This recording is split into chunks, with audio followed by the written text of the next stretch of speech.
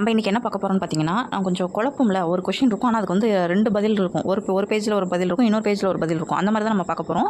இங்கே மேலே கொடுத்துருக்க அந்த யாழ்ங்கிற டாபிக் பார்த்தீங்கன்னா 8th புக்கில் உங்களுக்கு இருக்குது. 8th புக்கில் 5th லெசனில் இருக்குது. இங்கே கீழே கொடுத்துருக்க யாழின் வகைங்கிறது உங்களுக்கு 12th புக்கில் 6th லெசனில் இருக்குது. நான் ஆல்ரெடி இந்த யாழின் வகைகளுக்கு ஷார்ட்கட் போட்டிருக்கேன். முன்னாடி ஷார்ட்ஸு இந்த ஷார்ட்ஸை பார்த்து முடிச்சுட்டு போய் பாருங்கள், உங்களுக்கு நல்லா புரியும். இதில் இப்போ என்ன ஒரு குழப்பம் அப்படின்னு பார்த்தீங்கன்னா, பேரியாளுங்கிறது 21 நரம்பு தான். அதில் டவுட்டே கிடையாது. 8th புக்லையும் 21 தான் கொடுத்துருக்கு, 12th புக்லையும் 21 தான் கொடுத்துருக்கு. அதே மாதிரி செங்கோட்டியால் அப்படிங்கிறது 7 நரம்பு தான். அது வந்து ஃபிக்ஸட். அது வந்து 8th புக்கில் அதை பற்றி பேசவே இல்லை. இந்த மகர யாழும் சகோட யாழும் பார்த்தீங்கன்னா, இங்கே ஒரு நம்பர்ஸ் நரம்புகள்னு கொடுத்துருக்காங்க, அங்கே ஒரு நரம்புகள்னு கொடுத்துருக்காங்க. நான் ஆல்ரெடி சொன்ன ஷார்ட்கட்டையும் ஞாபகத்தை வச்சுக்கோங்க. 17 நரம்புகள் கொண்ட மகர யாளுக்கு நான் என்ன சொல்கிறேன்னா, மகத்தானவர்கள் 17ஆம் தேதியில் பிறந்தாங்கன்னு ஞாபகம் வச்சுங்க. அதோட அதுக்கு அடுத்து இருக்க ஒற்றைப்படை நம்பர்னு வச்சுக்கிட்டிங்கன்னா 17க்கு அப்புறம் 19. அப்போ அந்த 17 19ங்கிறது வந்து மகர யாழுக்குரியது. அதே மாதிரி பார்த்தீங்கன்னா சகோட யாழ் சகோதரர் வந்து 16 பெற்று பேர் வாழ்வாள்னு சொல்லி வாழ்த்துறாங்க. அப்போ 14, அப்போ 14 16 அங்கே சகோட யாளுக்கு வந்து 14 16, மகர யாளுக்கு வந்து பார்த்தீங்கன்னா 17 19. இதை மட்டும் மறந்துடாம வச்சுக்கோங்க. Thank you all.